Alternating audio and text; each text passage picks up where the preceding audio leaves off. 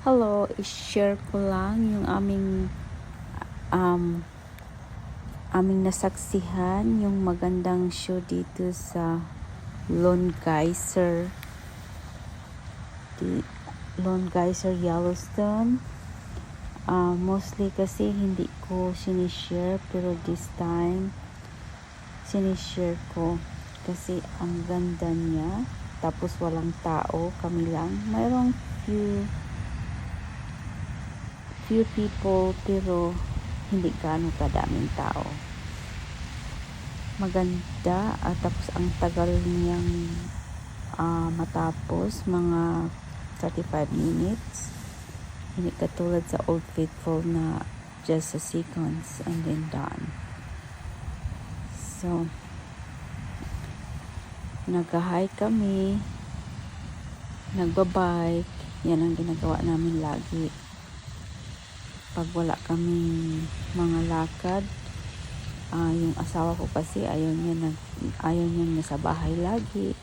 Gusto niyang mag-bike, mag-hike. Yan ang gusto niya. Ayaw ko din, kaya lang parang gusto din niya na kaming lahat na magaganyan. So, parang nasanay na rin ako sa lifestyle niya na lagi kaming umaalis, nagbabike, nagka-hiking. Pero this year, probably, siguro, na lang. Last na namin itong mag-hike kasi mag-winter na.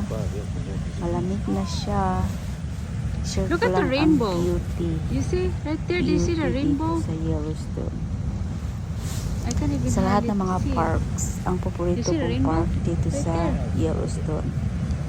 Kasi parang halos napuntahan na namin yung mga park. Pero Yellowstone talaga ang the best para sa akin. Para sa opinion ko lang yun.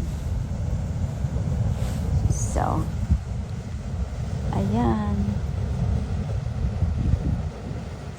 Salamat sa inyong time. Siyempre, hindi rin nawawala yung mga selfie. Bumisita din kami doon sa Grand Prismatic. Yan ang pinamagandang view dito sa Yellowstone na dinadayo sa taga-ibang bansa.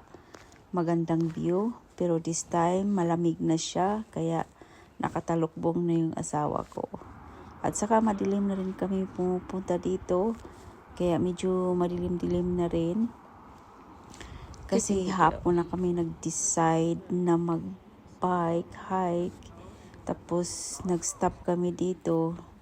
Kasi medyo matagal-tagal na rin kami hindi nakapunta. Kaya ayun, habang sarado yung park kasi ang season tapos mag-reopen din kami ngayong December 15. So, ang open pag winter time, ang open lang dito sa park, Mammoth, Yellowstone, at saka Old Snow Lodge. And yan lang ang open dito pag winter time. Pero pag summer, lahat open. So, ayun. So, kung gusto nyong mag-visit ng winter time, ang open Mammoth lang at saka Snow Lodge. Yun lang, pinopromote ko lang yung hindi ko naman pinopromote yung park, basta yun lang ang pagkakaalam ko na open ang ganito kasi yung asawa ko dito nagtatrabaho sa park.